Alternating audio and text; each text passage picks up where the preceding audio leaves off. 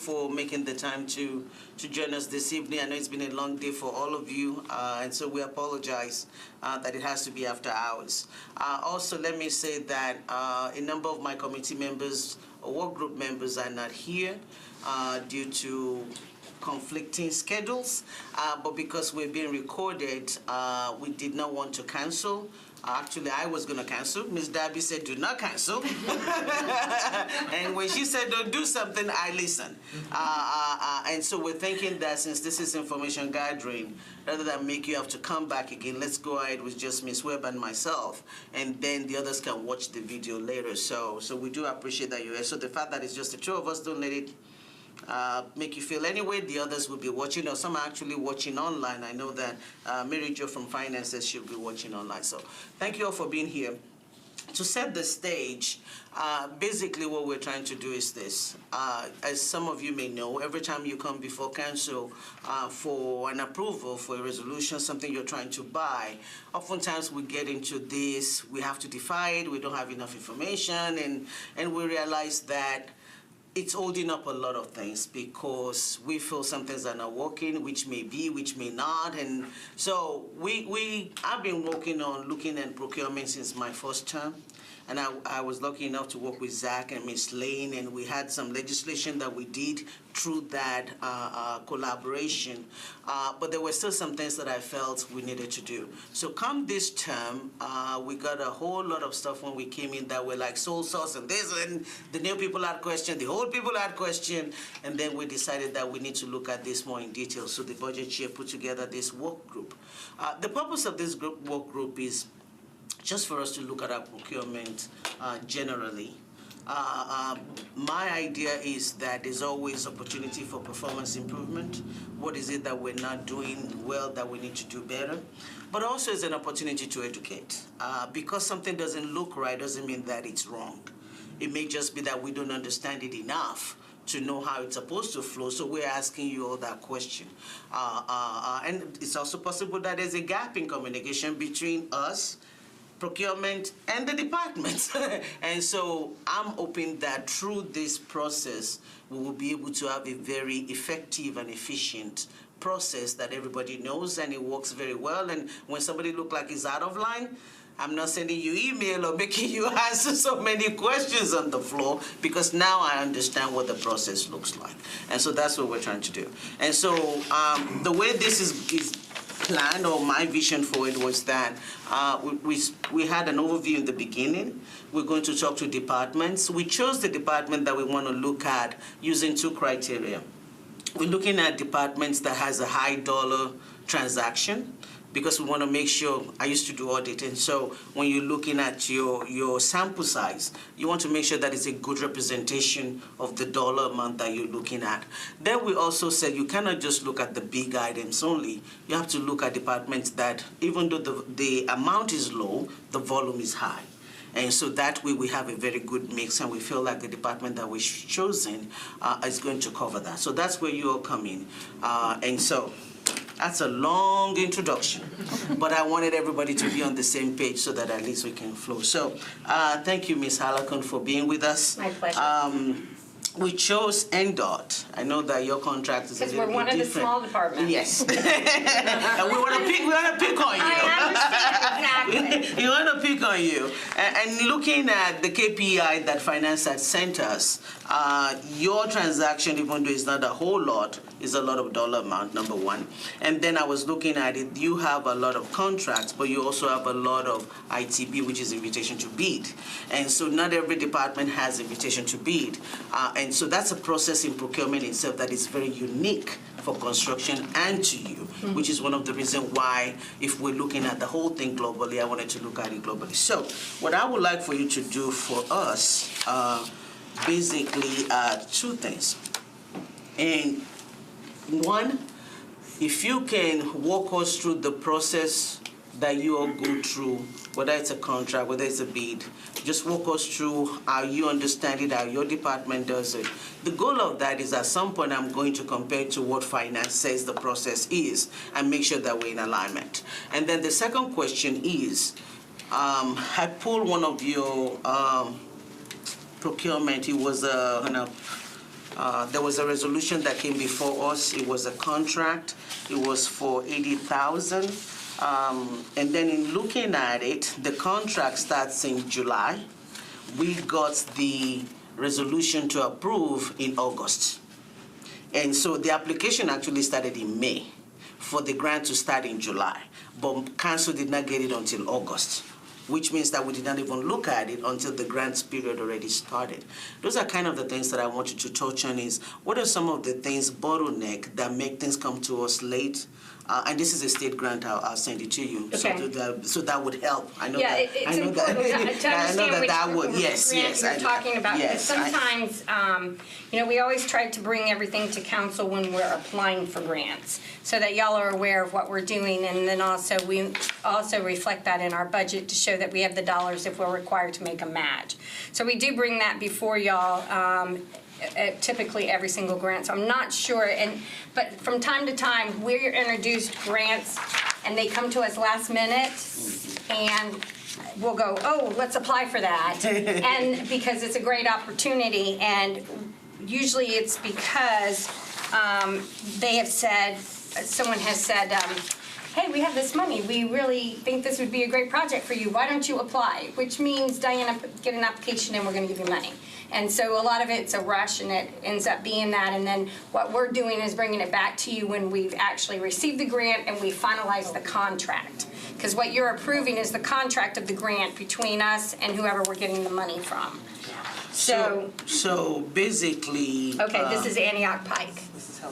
So basically, Yes. in the case of the grants that you get, oftentimes you've already applied for the grant is already awarded to you before you bring it to us for approval. So we do two things in a grant process. The first step is we will, when we apply for the grant, we will bring it to you in a resolution saying, hey, we're applying for this grant, it's this amount of much money, and we get, and then we're taking these dollars and setting them aside as a match, is what we do.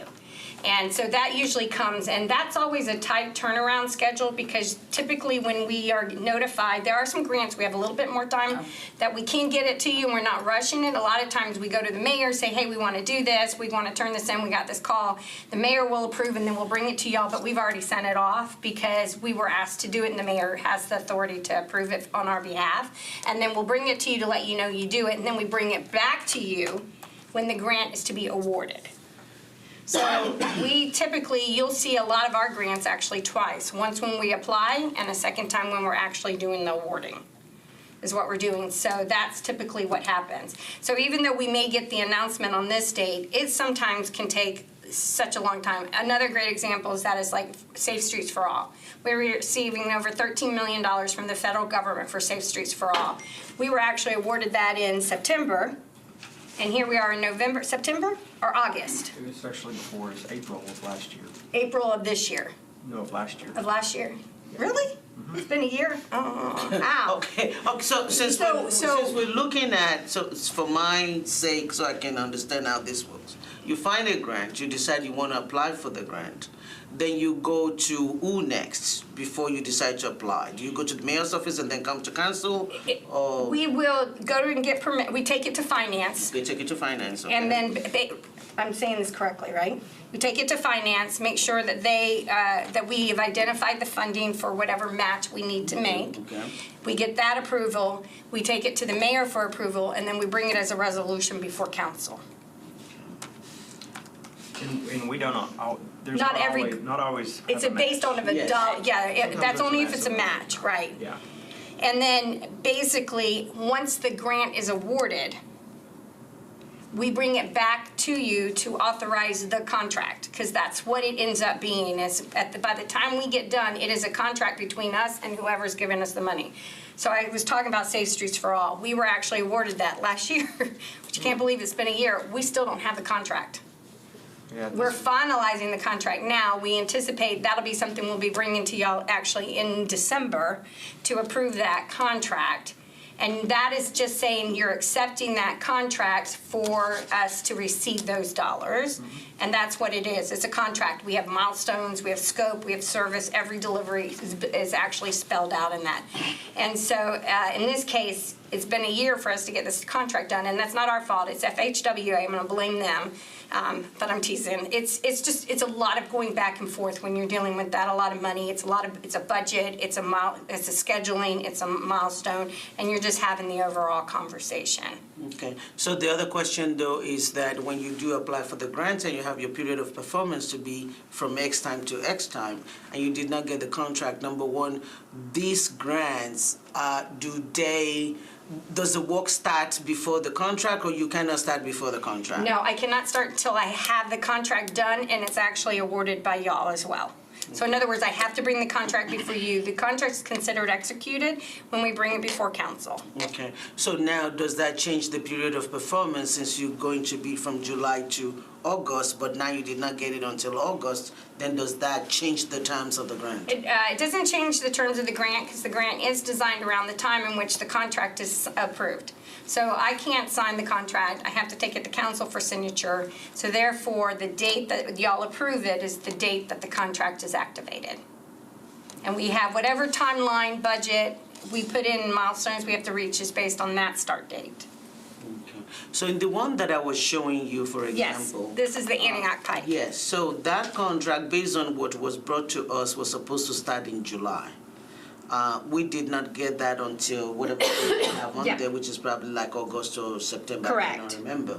So in this particular instance, this grant did not start July. No, it did not. It starts when the contract is finalized. Okay. So, thank you. You're welcome. Hold on a second. Then that is a point that we would need to note, because that's the type of question that I Yeah. would ask, to say, why are we approving a grant that already started or that already ended in some cases based on the date? So, Well, and Antioch, just real quick, is not requiring a match. But it's still a contract, so we have to bring that before y'all in order to spend down that money. Was the date, the grant date of Antioch's grant date? Is that where we got the July? Yeah, it's Is typically. that sort of what it is? it's Is that the typically- miscue? It's kind of when it's awarded. So it Okay. might have been awarded, but by the time we get the contract, get it done and pulled, that we're all obligated to meet, that's what we bring back before y'all. And so the start date usually starts on that particular date. So it's when the contract is done and approved, is when we start the countdown of the calendar, and we have to meet the obligations of the grants. okay. Is this, and maybe that's where we're going to talk to finance later, whether this is the same for all contract, or maybe your contract is just special, and you can see where there's confusion Yeah. on our part. Because if I'm looking at a grant that, and we have had that where the date is before or after, and the question is, why am I approving a grant that is different? So, procurement got anything to, well, We don't manage grant contracts, so. This wouldn't go to you That would know, go it would- finance We would never directly. see this. What That would we be might, finance. what we might send to them is that if we have to do a special contract, so for example, I don't think this is a federal grant, right? This is No, Bloomberg? But the one we did with the universities, we did end up having to do contracts. Contracts, procurement. right. This one's Bloomberg, right? I believe so, Yeah, so Bloomberg is a nonprofit, and we're getting money, so we're on their time schedule with the grant and requirement and everything. And we'll take money from anybody, but we have to bring that money and have y'all approve it to add it to our budget, because we are taking money. Yes, we do that. There was But- one this week, actually, I don't remember which one it was, but I remember looking at the date, and the grant had already started, but we were approving it, but I don't even know if it was NDOT. It was on this week's schedule, I remember looking at it. it may We not be did, end of it. didn't we have a grant on the schedule yesterday? But that was approval to apply for the grant. Because we don't have one that's starting, because remember, if we have to put a match to it, we bring it before council for approval on the match. And so that's what we're bringing to you. So I think we had one. Can you look that up, Brad? Forgive me, I was on a plane No, yesterday it's when y'all were okay. having council meeting, but I believe we did have an item that was before y'all, but it was for us to apply apply for the for a grant.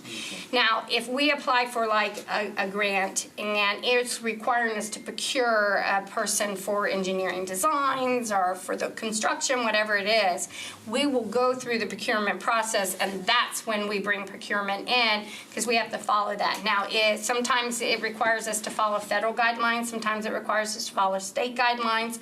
So whenever that is, that may be where we're a little different from other folks, is that we're actually maybe have to follow those federal or state guidelines in order to apply for that, to procure for that grant to get it completed.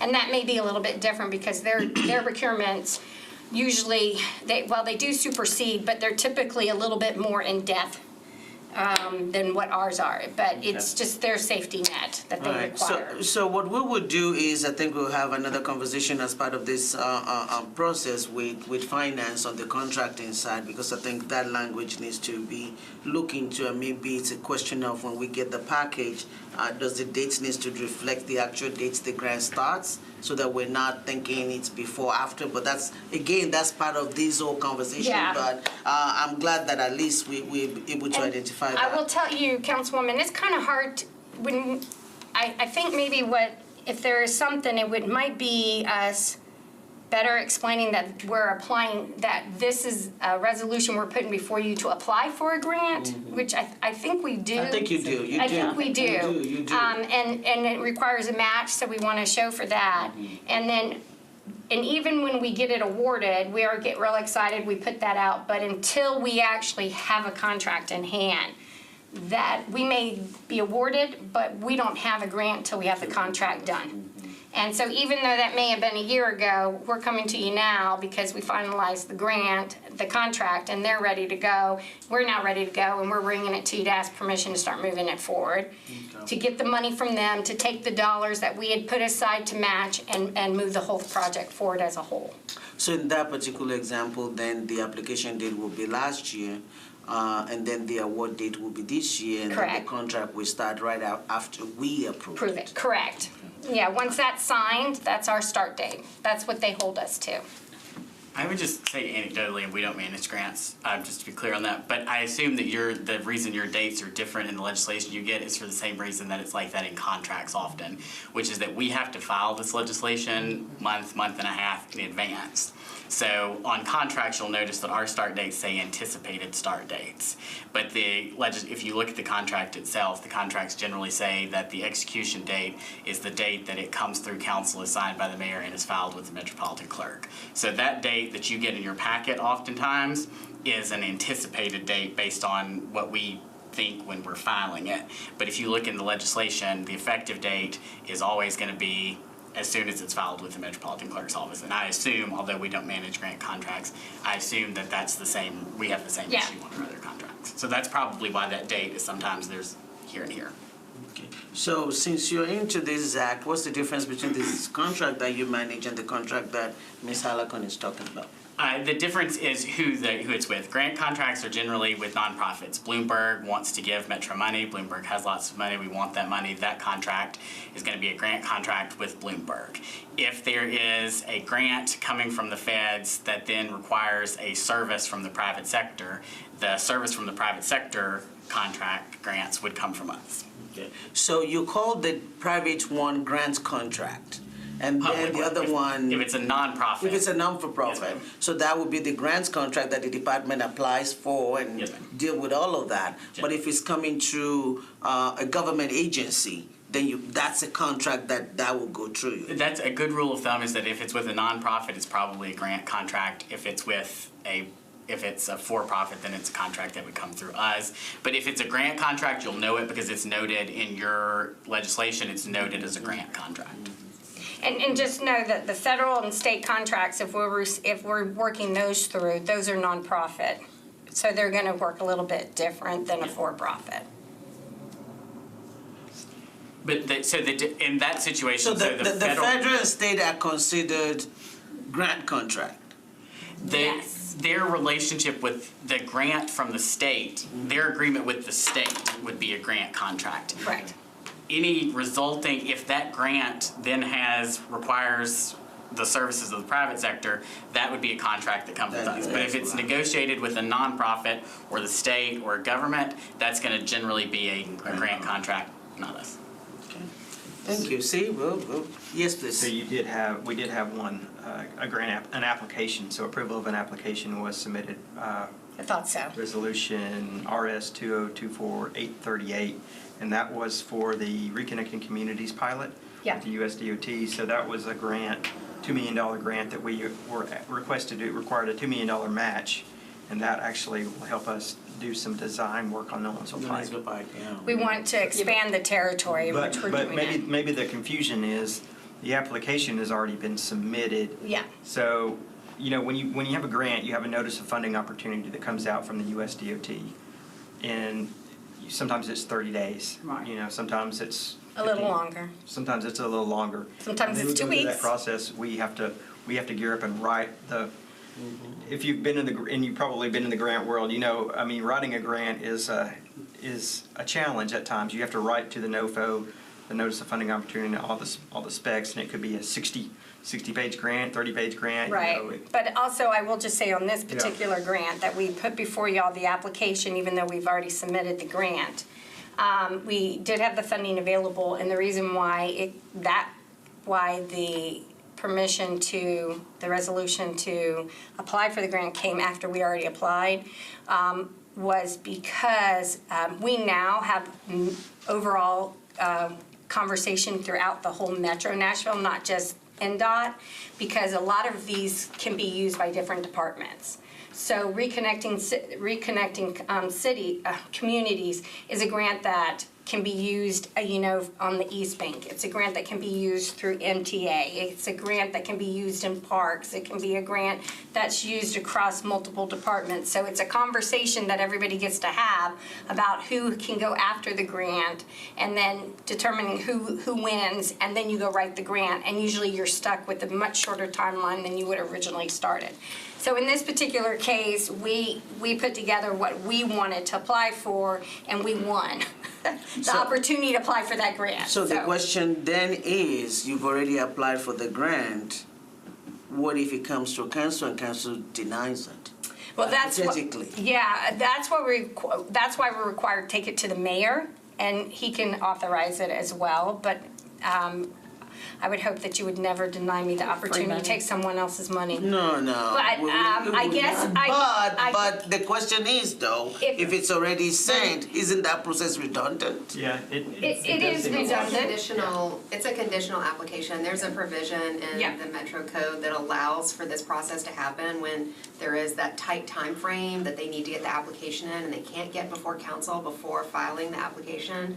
So it's a conditional approval when the mayor signs off on the Correct. application. If the council were to vote it down, then presumably, and I don't know that it's ever happened, I don't think I've ever seen it, but if it were to happen, I would presume that the department would then go And pull our grant pull back. the grant application. Since we're talking about process improvement though, I guess my question, which we're all gonna have to be thinking about is that step necessary? If the application is already in, what purpose does it serve for it to still come before council? Why don't we then get it when the grant is awarded? Because what's the point? It's just going through the motion. Again, you can tell me, I'm gonna talk to legal and Yeah. all of that, but that's part of what this process is. I can tell you, Councilwoman, from my experience, and I've worked for other cities than just Metro Nashville, a lot of, because y'all approved the budget, you have, correct, you have to approve the match to it. And it's a way to make sure that the money's actually in place. So there have been other cities, and I'll say Tucson's a great example, because when I got to Tucson, their grant program was not quite organized, and we had different departments that applied for grants, and they didn't have any money to actually do the match. So this is kind of a way of making sure finance sees it and says, yes, they have the money, and then y'all are approving it because it's part of the budget process. So it's a check and balance kind of thing to make sure you're not committing to something you don't really have the funding to do. But it's already committed with that provision of approval. True with the conditional, but actually, again, first of all, we have to get it approved by finance before the mayor can even sign for it. So they're verifying that we have the money. If they came back to us and said, you don't have the money, we would never be able to apply for the grant to begin with. But it is a process, and I think, and I don't know 100% here, I'll have to go back and check, but my experience has taught me it's a good check and balance is what it has taught me of just verifying and making sure that the money is really in the bank for the match, and so that when it comes time to award, we're not all scramping around trying to find money for the match, because it's really terrible to end up turning down an awarded federal grant. Yes, but that again, this is part of the process. Yeah. And what I learned is that the match is already confirmed before you apply. So that Condition. process is already Yeah. As a the condition. money is already been Yeah. But I'm not thank you, disagreeing, I'm thank just you. telling you that's been my experience. Yes, so that's part of the things that we'll talk through. We may not be able to do anything with Right. it. And it could just be a question of, it's already applied, you don't take too much on it. Finance is already check it, the mail check it, they've applied for it. Then I don't have to send a long list of questions to you about it, right? We're talking about saving each other time here. Yeah. Because then I think what am I doing asking all those Right. questions? If it's already, does that make sense? It makes a ton of sense. Yeah, that they verified it, and so maybe all I need to do is just check that the money is there and keep it going, and so that's part of this conversation. Yes, so, ma'am. but I understand. we'll keep looking at that. So, in the time that you have left, and I know that we spent a lot of time with you, and I hope that because you're the first one, I think some of this we won't have to ask other people because we're getting into all of that. Now, talk to me specifically about what you do with procurement, that piece of it, and if you have something, a contract that has to go through procurement, since part of it is the procurement process that we're looking at. Walk me through that, Okay. that piece of it. I do want to introduce my team. Yes, ma'am. If I could, real quick. I'm going to let you go first. Introduce yourself. Kristen Cumro, Assistant Director of Finance at NDOT. I'm Hal Balthrop. I'm the Chief Engineer over Engineering. I'm Brad Freeze, Deputy Director of NDOT. Philip Jones, Assistant Director, Mobile Operations. Awesome, you brought the whole team. Yeah. Yeah. We go way back. Yeah, Mother they was do. incredible Well, woman. thank you all for being here. We appreciate it. Yeah. Thank you for all that you all do. I mean, it goes without saying. And I've been saying this from the beginning of this process, even to finance and procurement, that this is not, you're not doing something right process. Right. This is what can we all do better. And I also said it's a way to also educate us too. Some of these things is a way that we know we can take back to our colleagues, and I think that it will make the whole process easier and better for everyone is the goal. Yeah, because me being new and stuff, and I remember that one, and of course, when I was reading that, what was the date on that one? What was the date on that one? I know it was Due date before for the grant? November, the one that It was before. yeah. Yeah. So I'm thinking, okay, why are we getting this, already? So that is something that, it's good to educate and be able to be educated on the process, so we know that you're not out there running rapid, spending money or whatever, you know what I'm saying? Yeah, that's because we don't know as It's a new check and council people. balance for us, yeah. So it is good to hear the process and let us educate the whole 40, especially the new members that are very clueless at some point, and we learn the process and know that as long as you know the process, it's okay. It's when you don't know the process is when you don't know what you can What you're correct doing. or what can be better. Yeah, we're all about process improvement in our Improvements, department. yes. So. All righty, So now I you am- can walk us through I'm procurement. gonna turn it over to Kristen because she is my expert, and she's gonna. This way I can make sure I do not say something incorrectly.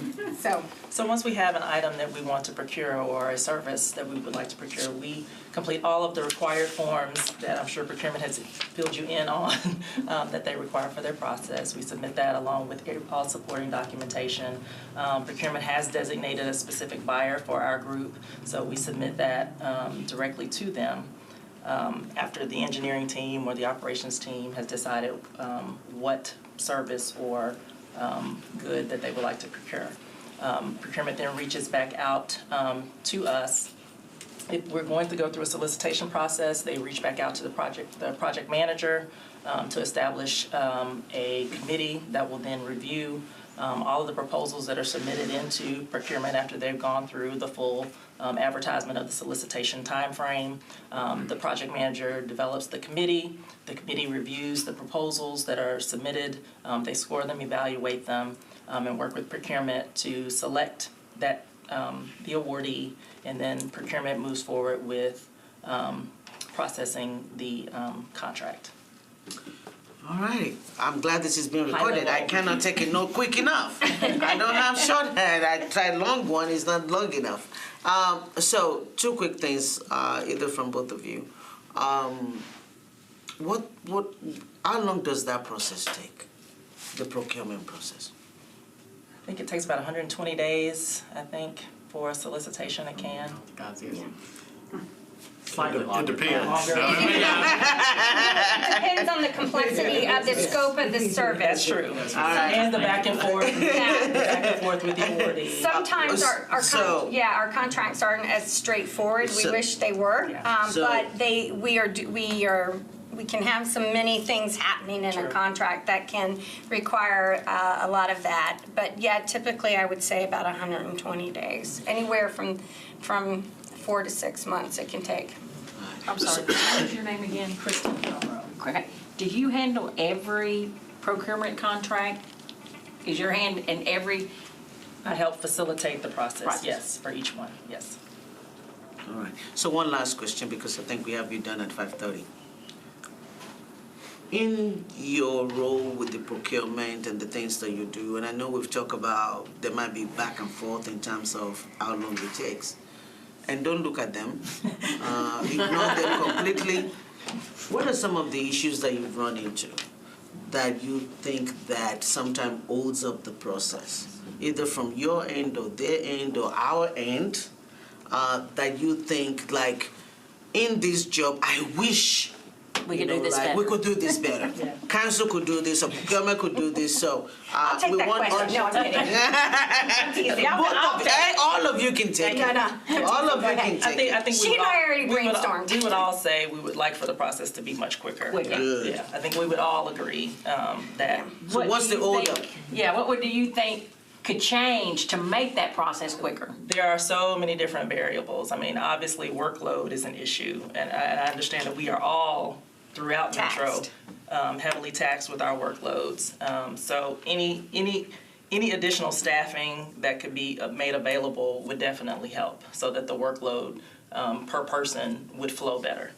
I think that would help with some of the timeframes as well. I think Diana also had some ideas in relation to some of the procurement regulations and standards that she felt could change and could help the process. We're here for it. Yeah, Stefan, on your Lay end? it on us. No, I Or think their more, end? I think Which one? on their That would end. be Their end, okay. I do feel like, Dennis is new, so in fairness, but one of the things that procurement did with our department about 1.5 years ago is to start to hold monthly meetings. So, and at that time, they were very strapped. They had lost some folks, and a lot of changes were happening within the department. I think it's gotten a lot more steady since Dennis has come on, because we had these meetings, but they'd end up getting canceled, so we could never have the conversation. Dennis lately has been really good about making sure we have those meetings every single month so that we can talk through some of those procurement issues and why is this taking long, why did this ball drop, and that. That has been a great thing that's happening. But the procurement process itself, I still feel takes way too long. 4 to 5 months to get an RFP or an RFQ or whatever it is turned around is way too long. And it is, I feel strongly, due to a staffing level. I mean, they're out there busting their tails, and I know they are, and they're very aware when we have these meetings, and they're like, we're trying to, but this person's also taking care of this department and doing this, and something comes up, so they have to, move around, and we're all strapped like that in reality, so we try very hard to be patient. So that was, in fairness, I think really it's a staffing level more than anything. And I've had in fairness, the opportunity to talk to Dennis, because we now have Choose How You Move. And so before that was even approved by the community, I visited with Dennis several times to talk about how we could go about, if this was a successful referendum, of making sure we can get contracts in place quickly, expeditiously, so that we would be able to meet the demands that this community has on transportation improvements and be able to support what WeGo wants to do to build out their service delivery. And so we had many conversations about how to get that done, and he's been really instrumental in that. So I just want to share that out because we are thinking ahead. We're not waiting for this. We've already been planning. We're already knocking this out. We're moving forward. I mean, we had started doing that even before the community told us, yes, go do it, because we just didn't want to not have done our homework and know best practices. And your thoughts on regulations or? So, I'm coming from other cities. I've had the exposure of different procurement practices. And so depending on, where your budget is and how your comfortability in that budget, I've seen different limits set that allows for different things to be approved. So it doesn't all have to come through council. Some of it can be approved by maybe the finance director and somebody else.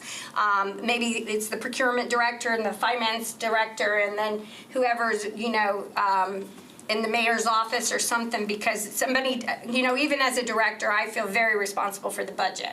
And so I'm constantly looking at the budget to make sure I'm getting the budget done. I'm not exceeding the budget. I know what that means and everything. So I do feel I'm being held accountable for it. And I have to deliver on that. But then there is still some checks and balances that need to be in place. And I think we are very organized as a metro that we have those checks and balances in place. And some of that dollar amount to a certain limit should be pushed on us and let us manage it, and then just get a check-in on a quarterly basis of where the budget is at. And then that way someone's not outgoing and overextending themselves or something like that.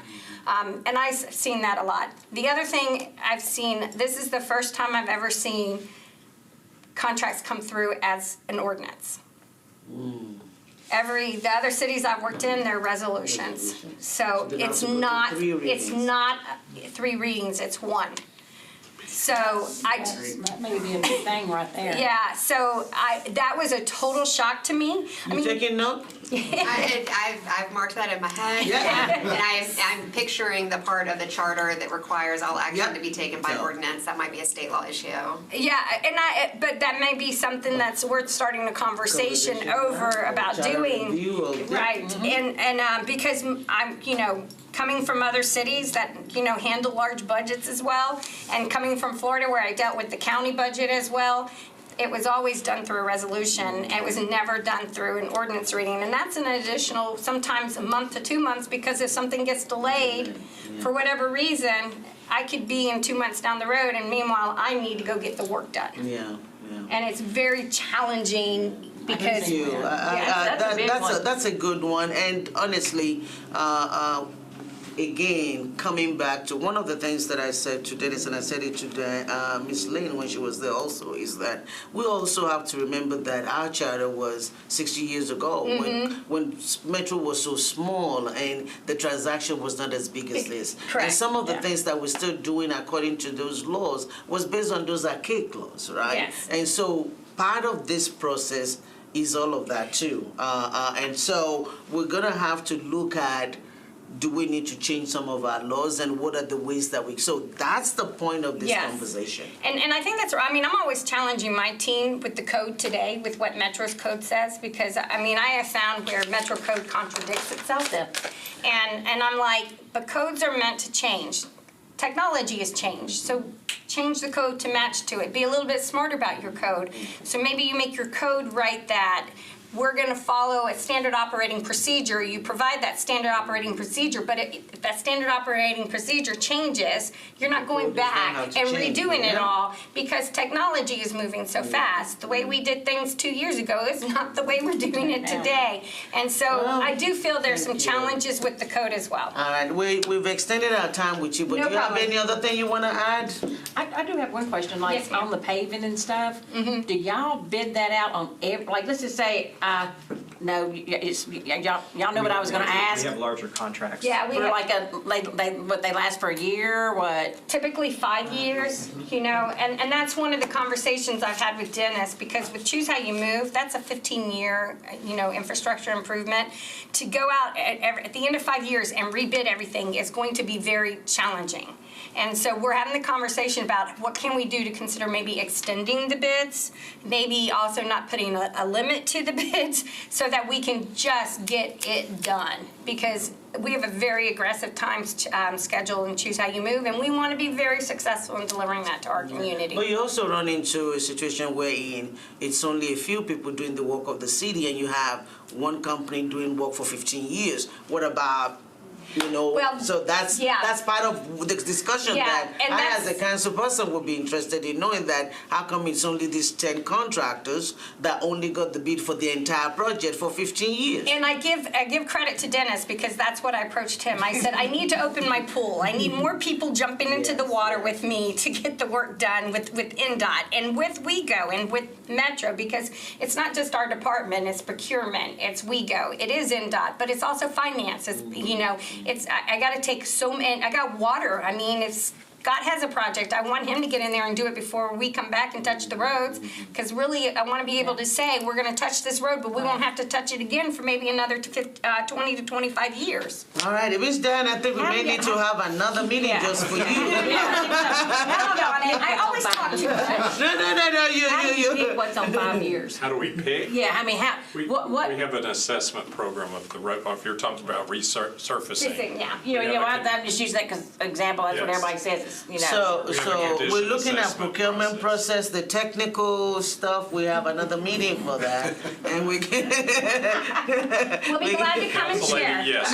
And I think I'll with send you the an email. transportation, with the referendum, I do think that there needs to be a larger conversation. I'm sure we Yes. have a transportation And if you committee. get a chance, pick Dennis's brain because I did, and he has given us a really good solution that we're now actually working on that, and we're doing it in partnership with procurement so that we can actually get that delivered. So if you get a point, you can pick his brain because he can share it We're with gonna you. ask him all Yes. of that when he gets in the hot seat. So, but I would thank like you. to tell you I did it on my own, but I didn't. But thank you all so much Thank for y'all. being here and for your time. No, We thank you. appreciate it. Good to see you. We'll take some validations. And if we have follow-up question, we'll Please, let yes, you know.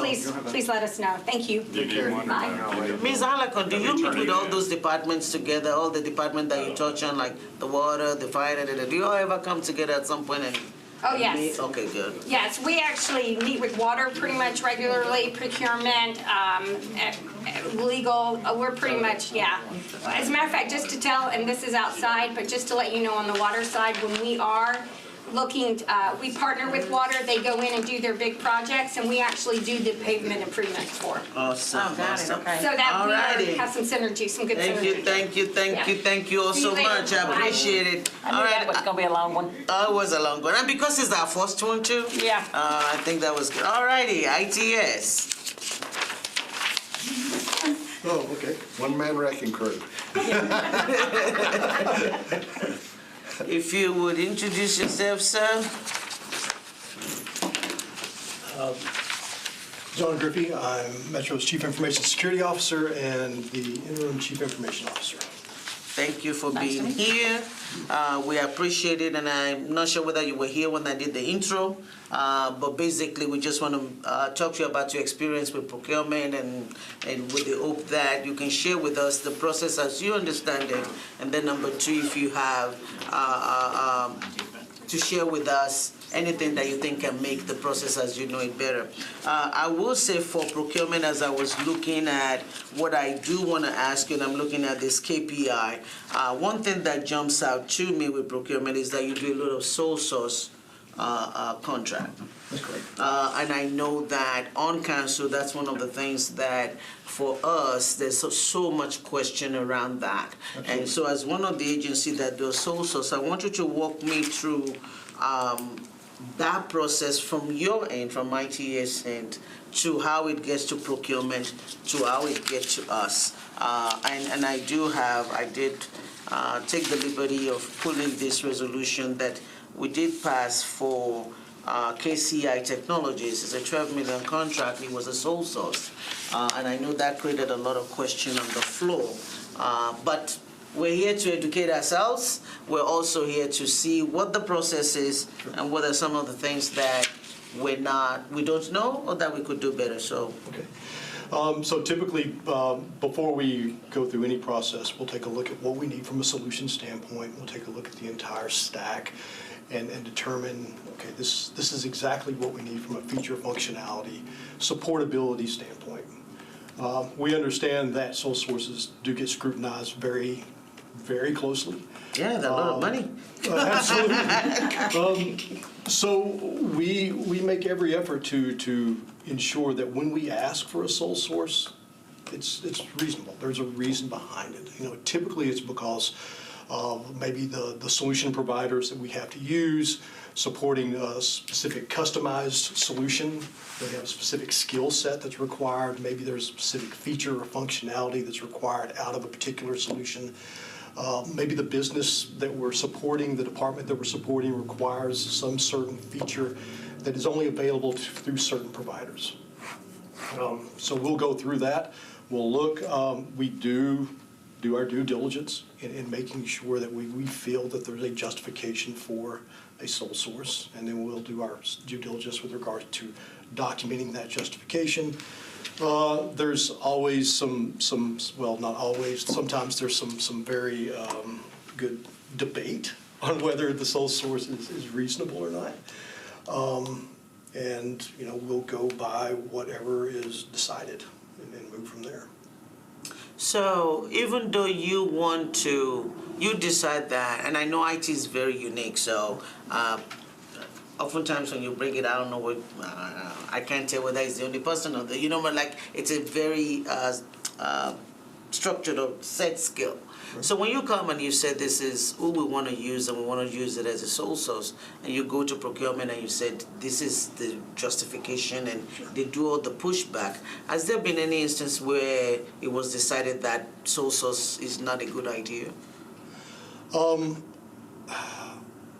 off the top of my head, I can't really think of one. I know that we've had some sole source justification around some solutions lately that we provided the justification. There was some pushback. It was the same justification that had been provided in the past. So I guess there was, we were not sure why there was the pushback in this kind of situation. But, understanding new processes, new procedures, it could be that, again, procurement was doing their due diligence and making sure that there was reason for the sole source request, and, we just went from there. And who makes the final decision? Dennis. Dennis. And we will get to Dennis because I do want Sorry, Dennis. I do want Dennis to talk about the sole source and all of that. Some of these things are for multiple use. And so let's say KCI is the one that we're using, and it's such a large contract and for multiple departments. Right. At what point do you start? Because one of the justification that I've seen for sole source oftentimes is that this is the only person that offers this, or this is the person that we've been using for such a long time and all of that. Right. Do you guys go back as a department and say, is there a new player in town? And I'm not saying at the end of the contract, but before the contract ends, to start looking at the other options out there. Could somebody else do this? Can we start 2 years ahead of time? Does that happen or not? It does. I don't think we start looking 2 years before the expiration. Definitely within a year, maybe a year and a half prior to the expiration, we'll start taking a look at the landscape. And you're right, especially in IT, you have pop-ups. You have new businesses that come up that offer these kind of solutions. I don't think we've ever gone by the assumption that just because we've always done business with this company, we're going to continue to do business with the company. It's not reasonable. But we look at, okay, what was the justification before? What does the landscape look like now? Is there someone that offers these services? And then move forward based on whatever we find. One more question, and then the pricing. Right. The fact that this is the one person we're going to go with, and the fact that it's always the one person that we go with, what does that contract negotiation look like? Do you do that, or do they do that? We do that.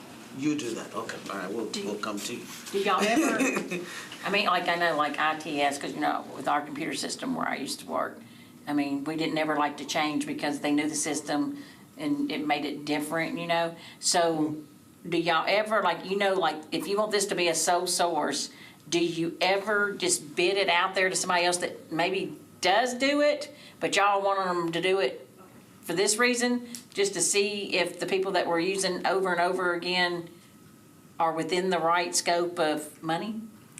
Unless it's a sole source, then two things I would say is, one is sole source. It's a common misconception that sole sources are not, that we don't negotiate those. Okay. Even if you get a sole source, we still negotiate those contracts. Now, one thing that we have done is change the regulations to say that if you are granted a sole source, you, the vendor, can't take exceptions to our contract. You can't negotiate our contract. We can negotiate pricing, but you can't take negotiations for that contract, and that's to give us some leverage with them for what is effectively a no-bid contract. But whether it's a sole source or a competitive bid, we're going to negotiate price down, or we're obviously you don't try to negotiate it up. So we're going to try to negotiate it down in all of those instances. And I will say in IT's defense, because we have a very vigorous back and forth. Don Clark, who is a friend, we can go 10 rounds on if something is a sole source, very respectfully. But one of the things that they have done well is that they have moved away from sole sourcing and moved more towards cooperative purchasing, which is something that's very common in IT, because that allows us to get much better pricing because we're leveraging the scale of a cooperative. And quite frankly, with a lot of the IT solutions that John and his team use, the bottom line pricing that we're going to get from them is the pricing they offer to the cooperatives. So I think you've seen a lot of sole sources from them in the past. I think you're starting to see a shift towards cooperatives to give them more scale. Alrighty, so you decide you want to do this, you look at it, and then you take it to procurement, and you go back and forth on whether it's really a sole source or not. And then if you all agree that it's so Zach, what are some of the back and forth in terms of, and then just. Oh, it's public record. I'll tell you all that. There's none of it is a secret. I will say that we have a better process now than we have had, and Michelle brought this in when she was purchasing agent. We have a better process for vetting sole sources, and so to John's point, things that were sole sources under 2-3 purchasing agents ago may not be a sole source now because there's a different level of vetting there. My baseline, when I review all sources that come in, I make recommendations to Dennis. Dennis makes the final decision. When I'm looking at that, the back and forth that I have is this something that can be, the bottom line is there somebody else in the market that can provide this? And I look at sole sources and I try to find a way that we can return them and say this is not a sole source, because we want to have competition. And so if there's any room for me to do that, I'm going to do that. But that leads to a back and forth conversation, because sometimes the answer is it would be completely unreasonable for us to have a new legacy system every 5 years, because it takes 5 years to get Oracle R12 in place. And so it's not always reasonable with the high level of integration that these technology solutions provide and the security environment that we have to operate in as a government to expect. So even though sometimes there may be other players in the market, there's practically only one source, because it would be such an administrative and cost burden for ITS to have to switch that over. And I do take that into consideration where we can. So the other question is that oftentimes, in my experience, when some of this thing comes to us, we're now down to the wire. Yes, ma'am. And it's a question of this has to be approved because we don't have anywhere else to go. So how does that time frame work, especially in the space of we're trying to look at other people? When you start looking at the other players and everything, and you said maybe within a year, do you bring Zach into that conversation at that point, or is that just something you all are doing at your end? So we'll start looking, like I said, year and a half out from the contract, just because we know that it takes a while to get it in place. So I believe that at least a year out, we try to go ahead and start kicking off any contracts that we think are going to have to be replaced. So we feel like there's a lot of lead time to prepare for that. Our experience is sometimes just the back and forth, and not just between like us and procurement, but sometimes, in the case of a sole source, maybe the vendors. or the contract negotiation process with Metro Legal, in my experience, can be one of the more lengthier aspects of getting something in place. And so we do kind of butt up against a deadline. So, but I think, and I'm sorry about speaking nicely of you, I think we're seeing that less than we've seen it in the past. I think overall, after speaking to my leadership team, we've definitely seen some improvements in procurement processes. Oh, so why are we here? Well, let me say, when I was in the private sector, I had ITI as purchasing a long time ago. And now, for me, the cyber part of it adds a whole new dimension to the negotiations, the contract negotiations. And I think that there's a lot more detail in compatibility and making sure that we cover ourselves and, information missing and things like that. So I think to Zach's point, that's one of the things that we've got to consider in the back and forth and making sure we don't, have information leaks and things like that. Vendor responsiveness is sometimes a real issue. We're asking very specific questions from a information security and data privacy standpoint. If we're challenging them on some of the red lines they put in a contract, then we're going to be stuck waiting on them to respond. And sometimes vendors aren't as responsive as they should be. So the next question that I wanted to ask you real quick, other than two questions, and in the spirit of time, one is, other than sole source contract, does your process follow the same for non-sole source in terms of how you do procurement? And then the second thing is, which is very critical that we're also looking into, is, in your opinion, what are some of the issues that you've come in contact with that has made the process either too long, too cumbersome, whatever it is that you think we can do better? And I said this to the other team, you were not in the room, that it's not about blaming them or blaming us, or, it could be on your end, it could be their end, it could be legal, it could be us, but we're trying to look for ways to do business better, so that, you don't come to us and we're deferring and we'll defer in a minute if we don't have what we need, and that adds longer time to that. So what are some of the things that you've seen in your experience that create issues, and what are some of the suggestions to what you think we could do better? Okay. And I met with my leadership. They provided some suggestions. Ooh, and this is, love it. I'm going to preface this. This is the first time they're hearing it. We haven't had a chance to. It's okay. They're not in the room. Our experiences, our experience, they've been very receptive in the past, so I just want to preface with that. But, one of the things was clarification on which cooperative agreements do need to go to council versus those that we can just have a systematic agreement in place to use. I think there's some questions that come up around that. And this came from a couple of folks, and I thought it was kind of interesting. It's just a struggle sometimes in knowing exactly during the contract negotiation process or through the RFP process where it's sitting. So sometimes, we'll ask, maybe somebody from procurement, okay, whose court is this ball in? And they say, well, it's Metro Legal. Then we ask Metro Legal, and they're like, no, we haven't seen that yet. So just because I just had Domino's Pizza last night, Domino's has that wonderful little thing that shows, hey, this is where it is in the process. Something similar might be interesting. We would love for IT to give us that. Yeah. Maybe we need an IT solution. We're going to get his list. Actually, we're used to it. Here's our list of IT things we need. We can talk about that, definitely. But, just knowing where it is in the process. Sometimes, we have a part of the RFP is what we call the Metro Information Security Assessment. So it's kind of a questionnaire that the vendors fill out, and then contract language gets put in place, and then you start the negotiation dance. It's been our experience that sometimes there's some inconsistency on how that's applied. So sometimes with vendors, they get the entire list of exhibits instead of ones that just apply to them. And I don't know if that's because the vendors don't understand something, or if there's a breakdown in the process with a particular procurement agent.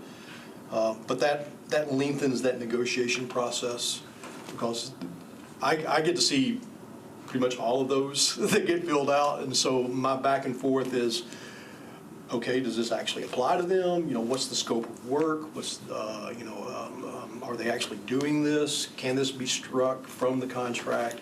So it just lengthens the So negotiation.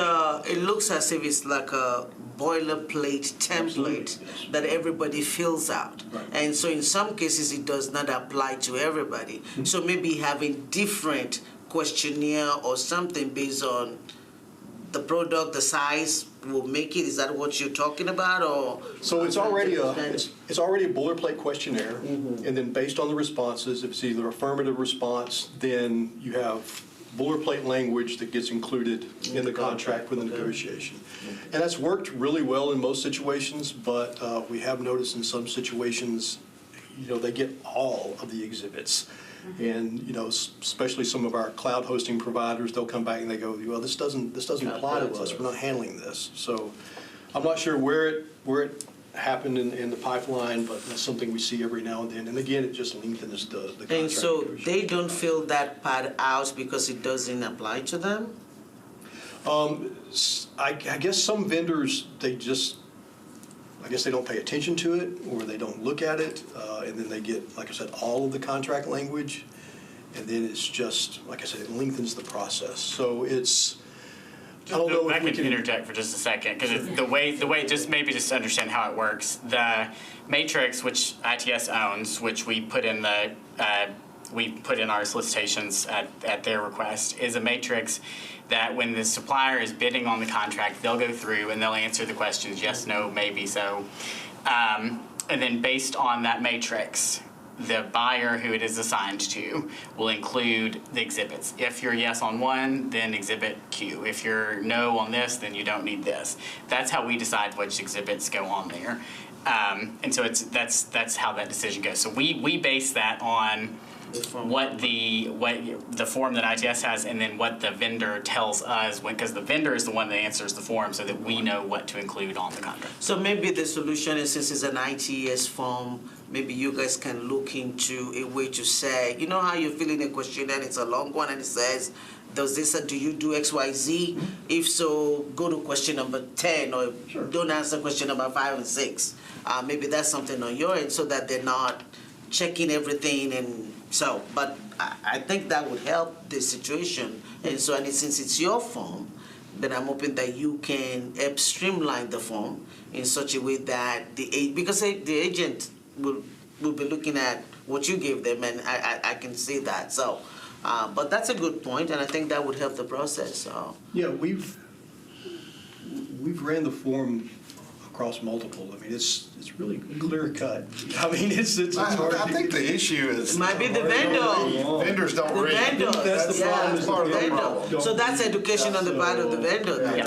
We have trouble with that in a lot of different areas. And I think it talking works about- 98% of the time. I think we're talking probably about a 2% time where it doesn't work. And we're talking Yeah, but that procurement. 2% had time too, though. Yeah, well, I mean, but if I get 98, I don't know what it was when you were, but when I was in school, if I got a 98%, I was on cloud nine. Yeah. And these procurements are outside of just our department too. I mean, this is a process that all departments use for any kind of IT-based procurement, so. All right. Any other? No, I mean, that was. We good on the points? I have the clarification on the co-op agreement. I have the tracking to be able to know where something is. And then I know that the inconsistency in the application, streamlining that. Those are the 3 things that I have. Does that about cover it? think so. What about council? Anything on our side? We're doing a great job. The answer to that is yes. I mean, if you just want to rubber stamp anything that we say. That's not happening. Absolutely fantastic.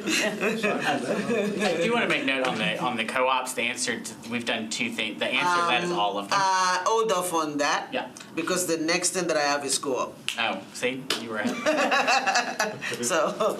But thank you so much. We appreciate it. I think this has been because I think when I say 12 million sole source, I'm like, why is it so sus? Why, you know what I mean? For everybody on our side to know that there's actually a process that happened. And I know that because I've talked to Zach, but I know some of my colleagues did not know that. So that's why we're making it part of the process where we can say they actually do this and this is how we get here and all of that stuff. And so it's very helpful. So thank you so much. We appreciate it. And if there's any keywords, any verbiage, any language, any something specific that you want to see in those, let us know, and we'll make sure that, it gets addressed. All right. Do you have a card? Absolutely, somewhere. You can find them in the email. I know, but I like to have a card. You type it in, it pops up. I know. I like to have my little cards. Oh. All right. Thank We you. look forward to you reaching out about that status bar. Thanks, John. Thank you. Thank you so much. This is us. Yes, ma'am. Sorry, we're 4 minutes behind, but I think we're doing good. You're moving right along. And I'll let you. Cheryl, is he here? No, but is he coming? I don't want to sit in his seat. I've done that once before. No, you're good. Okay. I mean, if he comes, he'll just. All right. Thank you all for being here. Thanks for your patience while we were talking to everybody. And so, same thing is that we want to, we pick Metro Action Commission for a number of reasons. In looking at your track, you do sole source as well, but you have some other contracts and you do so many other different things. But it was a cooperative agreement that I pulled in your case, and because that's one of the things also that is coming up a lot, that I think that we need to get a better understanding of, and I want to make sure the department does, and we do, and all of that stuff. And so, again, with like I did for everybody else, your understanding of the process is going to be very critical, because I want to make sure the department's understanding and procurement is on the same level. And then the other question that we're asking everybody is, what are the reasons or what are some of the issues that you've run into, and how can we make this process better? And like I did for the other ones, what I did with your case, the resolution that I pulled was the one that has to do with the cooperative purchasing agreement for direct permanent payment services for Metro Action Commission, when they were looking for a replacement for Dr. Krum, that had to go through cooperative agreement. And I know that generated a lot of questions on council in terms of why the cooperative agreement, and I know I had a lot of questions. Why are we using a college to look for a governmental? So those are some of the things, but I don't want to re-ask the question that I asked. I want you to walk me through, what is your understanding of that? How did this happen? What is the process for that, if you can walk us through that? Okay, my understanding of what took place, I'm sorry, I'm Benita Davis. Yes, Yeah, please, we- I'm sorry. Y'all said I'm so sorry, because I know She everybody. forgets I'm new. I'm Benita Davis, Director of Administrative Services and Operations for Metropolitan Action Commission, and I'll let Ann introduce I'm herself. Ann Parkinson. I'm the CFO for MAC. Okay. So specific to the cooperative agreement, my understanding of what took place was as we were moving toward the process of whether we were going to put that out for an RFP, or what process would be the most expeditious. And I did not participate in the conversation, but my understanding in speaking with Dr. Krum is what happened in investigating that with procurement. It was mentioned that there was a cooperative agreement in place that could be utilized, and there were, I think at the time, three, was it two? Two, yeah. Okay, two entities that were part of this agreement, but my understanding is the agency was not clear that within that group, the one that was selected, there were multiple entities that could participate in it. Am I correct in that? Yeah, so basically MAC had asked for HR couldn't want to do the head hunting, and that's, I don't know what the issue is there. But we were in a situation where Matt needed what effectively is a headhunter to replace Dr. Kroom, who also is a member of the Procurement Standards Board, so we need to replace her too. But they needed to find an option because of Dr. Kroom's retirement date. Putting it out to bid was not a great option that we had, so we found some cooperatives. We found 2 cooperatives, one with, I believe, which is what we went with, I think it's Omnia, and then one that was through the University of Tennessee that we could have used here in Tennessee. Dr. Kroom reviewed those, I think Ann reviewed those, but either of them reviewed them, and then we went with the Omnia contract.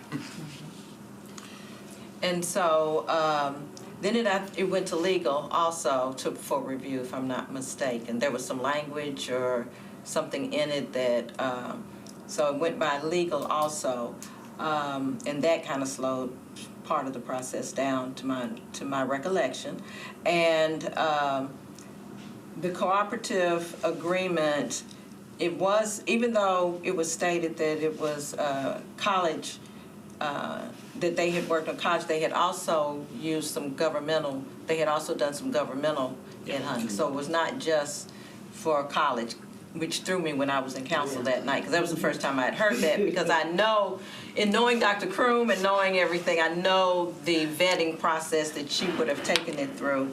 And we were not allowed to speak to them until such time that the council had even approved that we could move forward in speaking with that entity. So we were not happy once we realized the cooperative agreement and the structure of the cooperative agreement. We were not pleased with it, but we were now that far into it.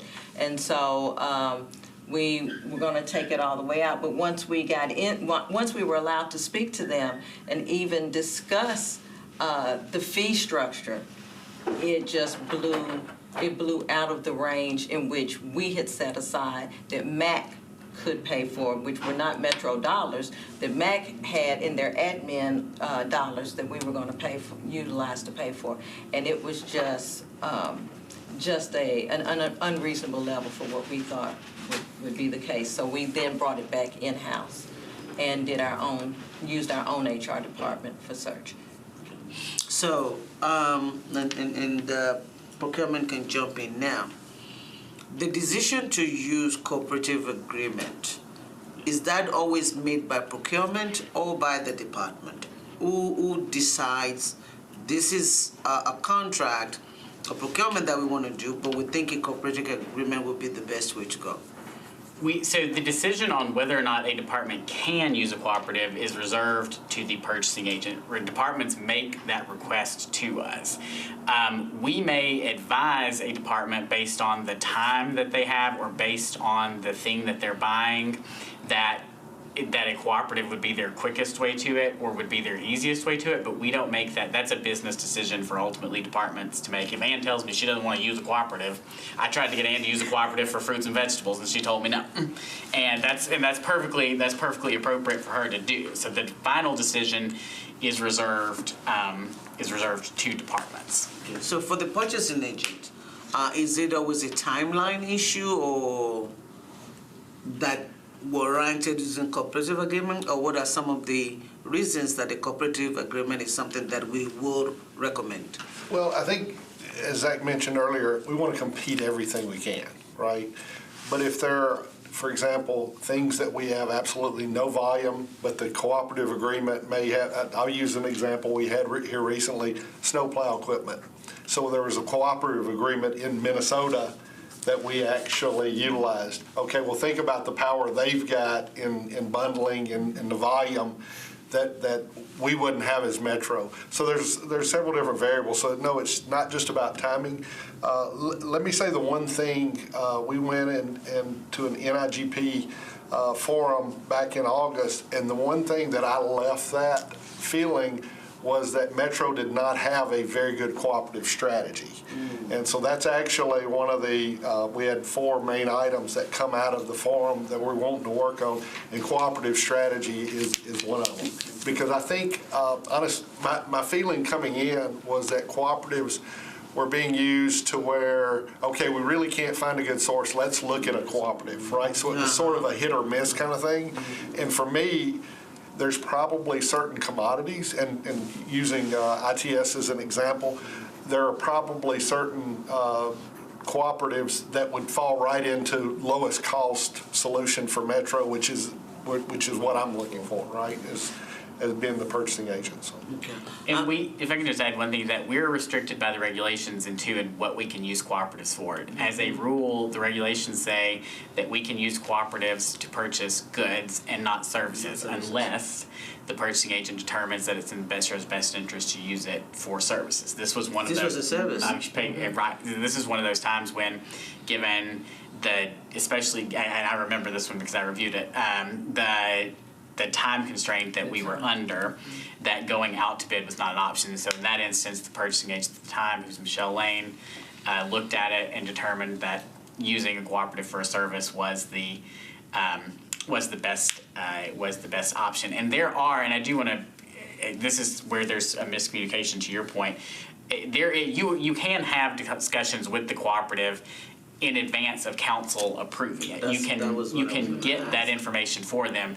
That clearly was a miscommunication between and that I take responsibility for that, because that is I would also say, gently, not to Mac, but that a department who is responsible for HR should probably have a contract in place that we can use regularly when departments need this, because this is the second time that we've had to go out and get a headhunting contract for a department on a one-off basis because either HR couldn't handle it or HR didn't have a headhunting contract in place. So that's something that we, obviously is a need that departments have.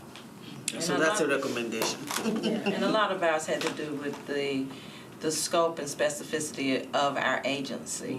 So community action and a Head Start. The expertise that we felt was going to be needed, we felt could come from outside of Metro HR much more effectively than within Metro HR. So that's one of the reasons we wanted to take it out.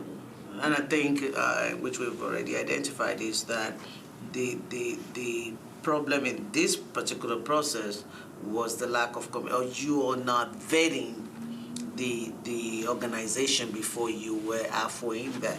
And that was why when I was picking what I wanted to talk about, that was the one that I picked, because I felt like that's what I saw on the floor. And I knew there was a break in communication somewhere. So I'm glad that we've identified it. I'm glad that we're looking at ways to make a cooperative agreement work a whole lot better.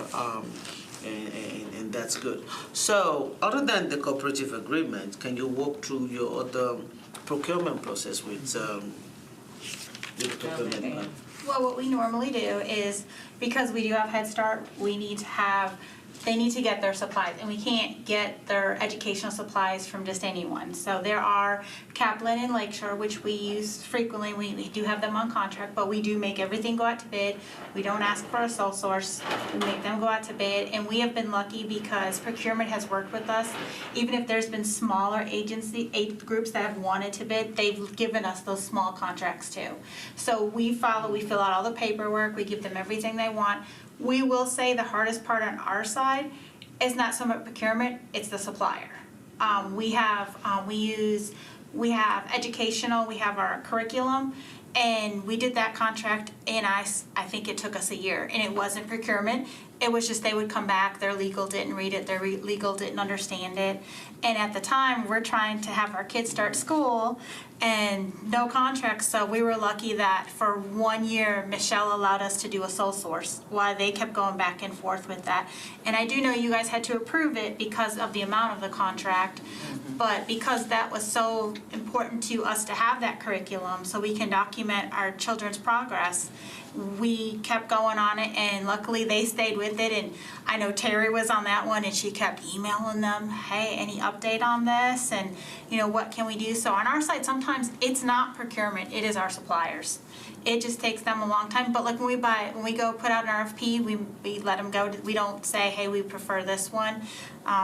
They just worked on one for fruits and vegetables, and our nutrition manager wasn't happy. But you know what? Zach walked her through it and said, 2 bid, 1 didn't do it the proper way, and it was the second time. So we follow the process. We might do sole sources for like our Child Plus, which has all of our data from our center. And Zach did send it back the one time we renewed, and he's like, there's more places that do this. And we explained to him it has data for the last 7 years for all of our students, our employees, our teachers, it'd be really hard just all of a sudden take that off and start somewhere new, because we would have to hire a team to work consistently for 24 hours a day to try to get everything in. And we were lucky but we used to do a lot of sole sources. When I first started, everything was sole source. And I will agree with Zach, previous things they used to, sole source. Just sole source. I'm like, we don't do sole sources no more. You have to do it the proper way. And they're like, no, we can do it. I was like, no. Previously, procurement would let you do that, but no, we have to bid it. And we believe in that process, because we think we make a lot of good contacts and realize that there are a lot more people out there that can provide us. So one of the things that you mentioned is that the last process that you went through with the procurement, with the person that was picked, your person was not very happy with it.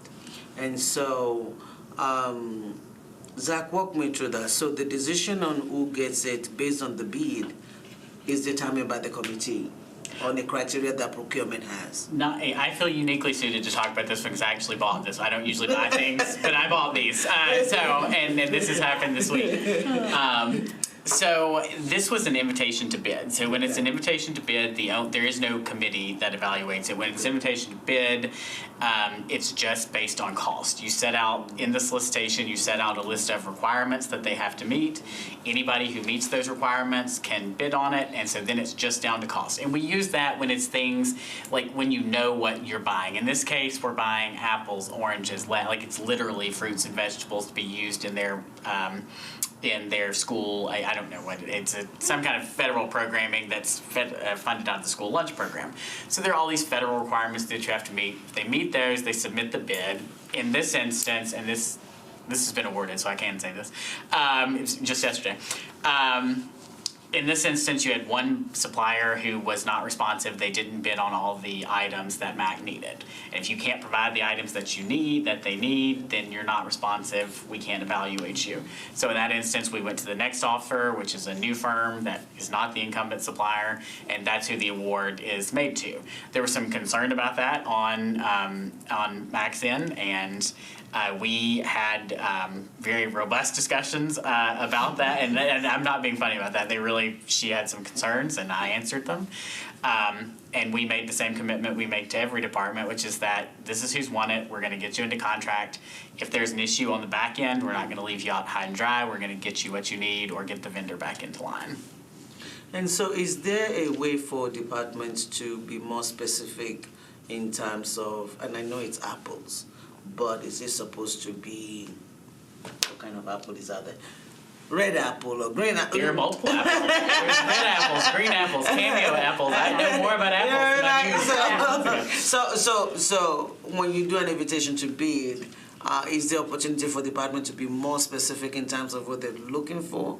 Or is it just, and I don't know, again, I'm just asking generically, because if it's apples and the person that won his apples, then what is the problem with those apples?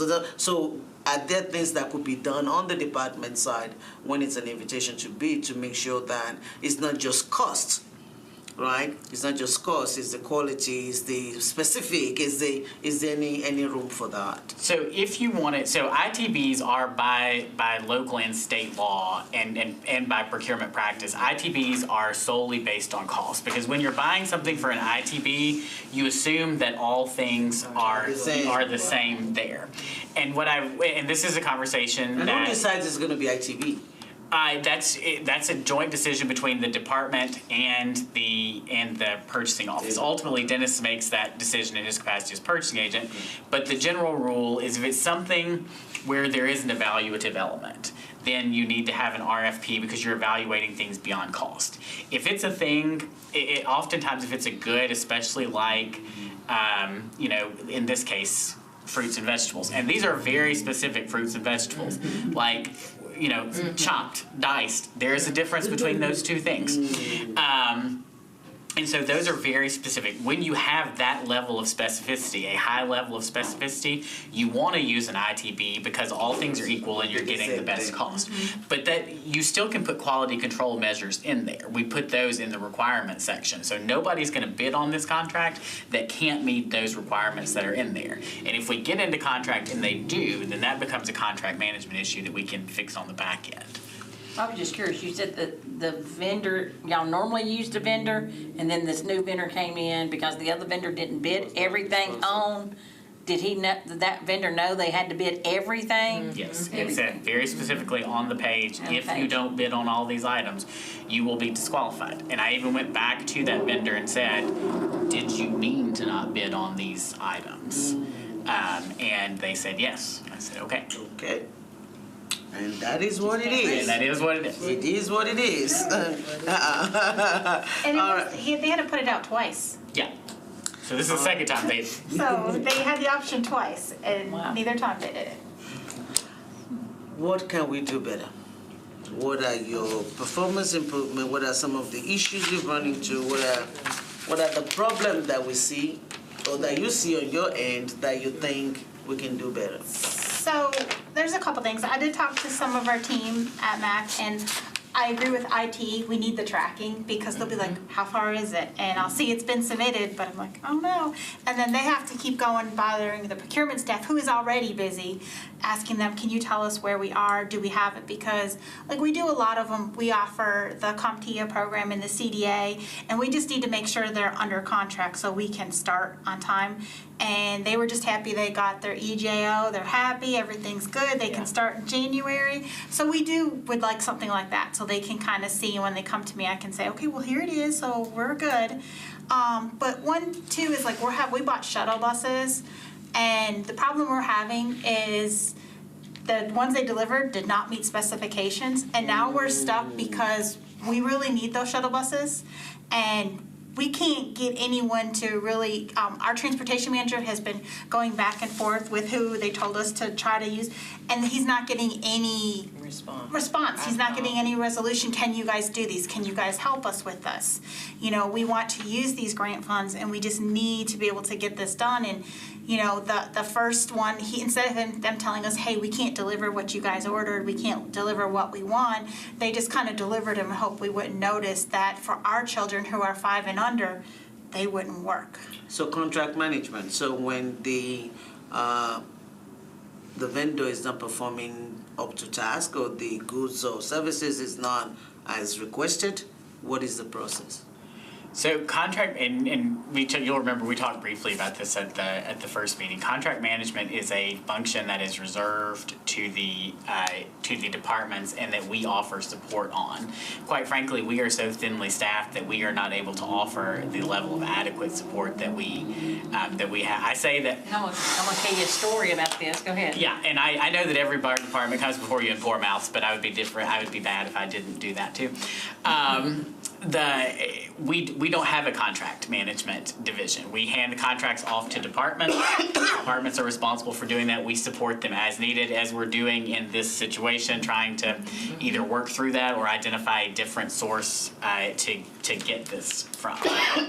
The source that was identified is the one that Ann was referencing, even now that we've spoken to the one that was referenced to us.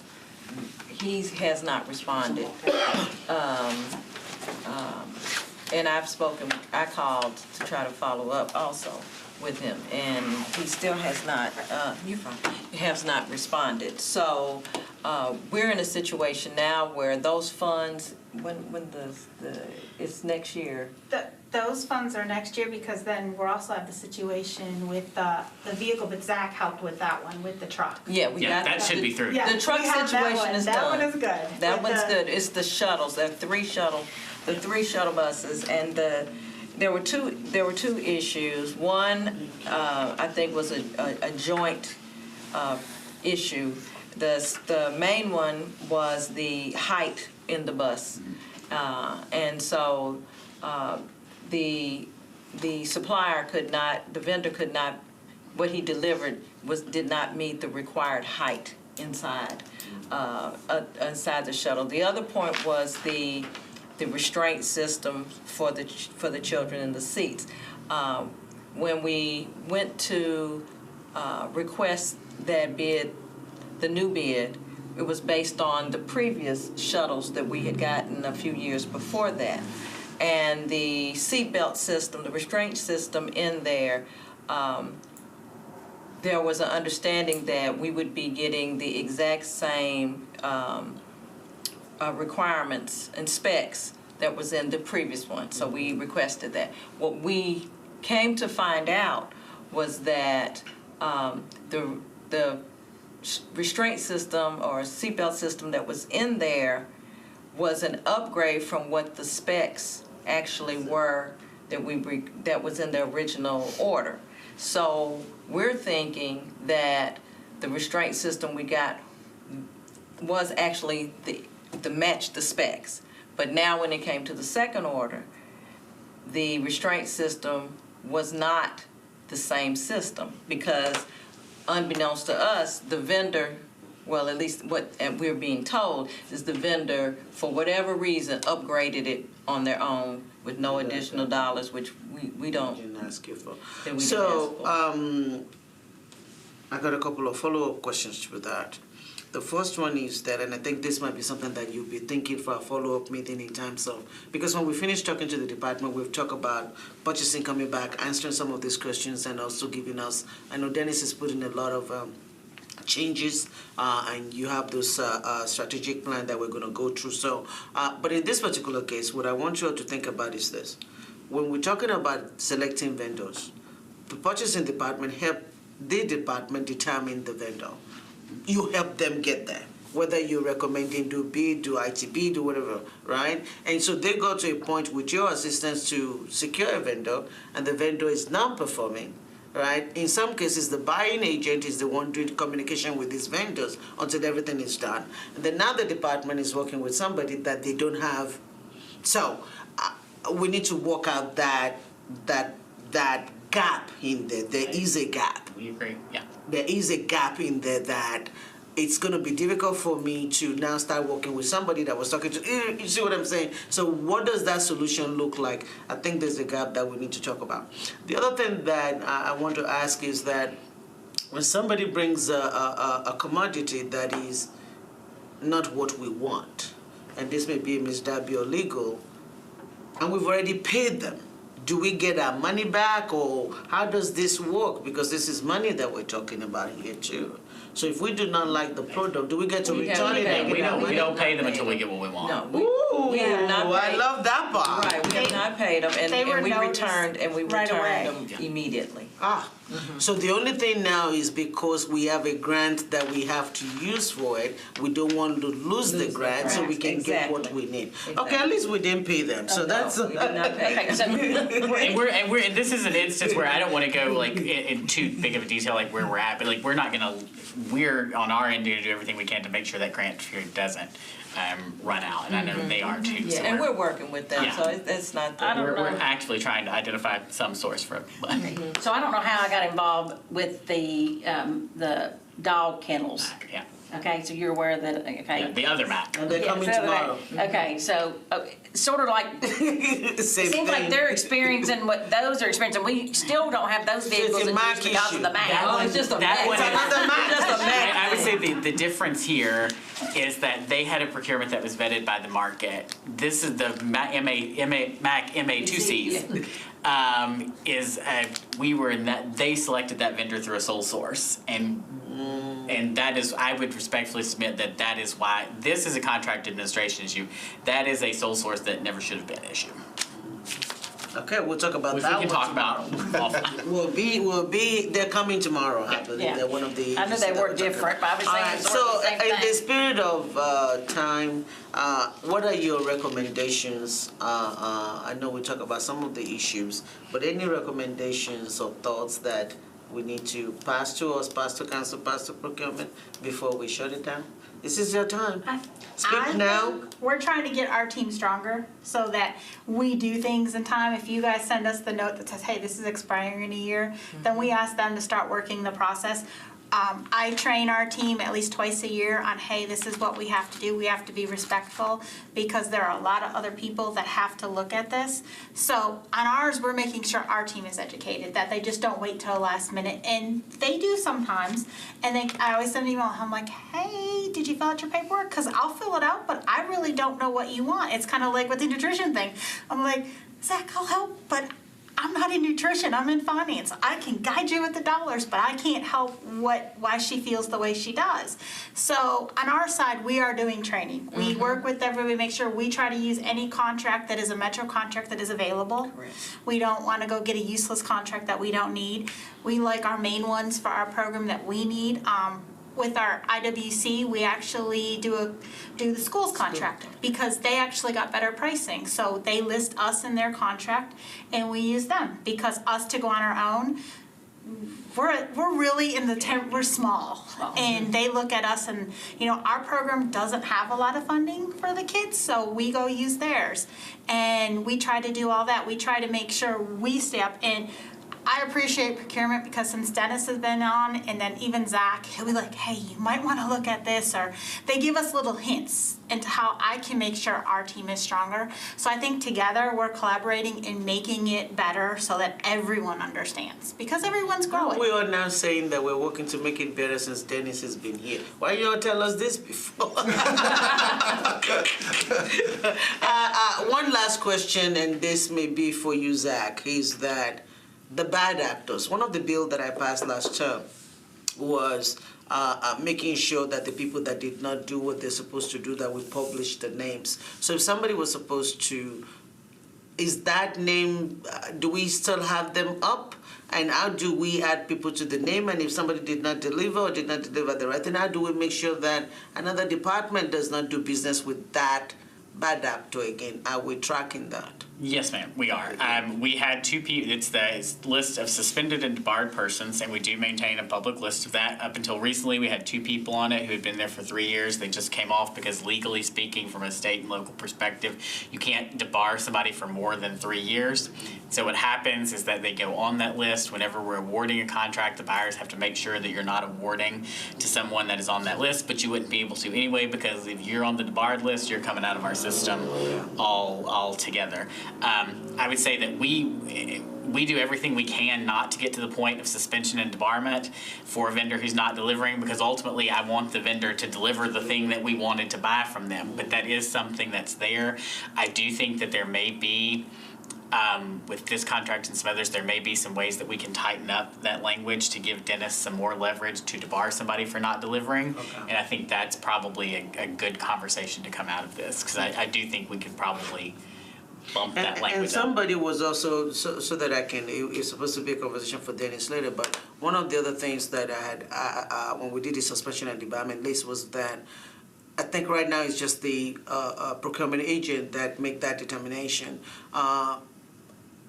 Can other people, because I've had, and somebody was asking me this, like can the union or somebody, workers on the field that is working on something with somebody that is a contractor with Metro, do they get the opportunity to be able to submit a complaint and say this person is not doing it right, and we can look at it, and then they subsequently get on that debarment list? It doesn't have to be a conversation for now, but that's one of the things that I wanted that list public. That's why I did that bill last year, so that everybody can see it and we don't continue to do business with bad actors, because it's not good for us and it's not good for the department as well.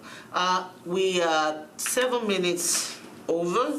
I wanted to thank you all for being here. Ms. Dabby, thank you so much. Dennis, Zach, thank you for your time. Ms. Webb, Councilmember Webb, thank you for being here. I think this has been very productive. I think a lot has come out of it. I'm making note on my computer and on the paper. I know Ms. Dabby has better notes than I do, but the good thing is it's recorded.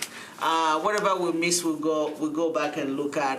We have another team coming tomorrow, and then once we finish this phase of it, Then we'll be coming back to procurement, and then the group will be making some decision. But thank you all so much. I love that the department were open and sharing and talking about it, and I'm very grateful to you two for being open and working and helping us through the process. And so I think we're going to come out of it a whole lot better. And Ms. Darby and everybody on the administrative side would not be looking at me side-eye when I come into the meeting and said, I got to take this up, I got to take this up. So thank you all so much. I hope you all have a nice evening. You too, thank you. You too. We've got the shuttle.